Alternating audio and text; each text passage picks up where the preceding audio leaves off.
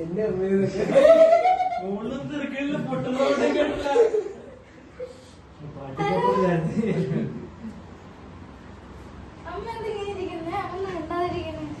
ചേച്ചി മിണ്ടരുതെന്ന് പറഞ്ഞാൽ ചേച്ചി മിണ്ടിക്കോണം പറ.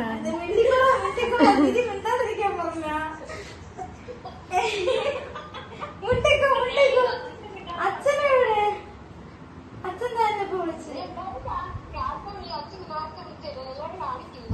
ഓ എല്ലാരും കാണിക്കും, എല്ലാരും കാണണം. ഇവിടെ എല്ലാരും നമസ്കാരം പറഞ്ഞു.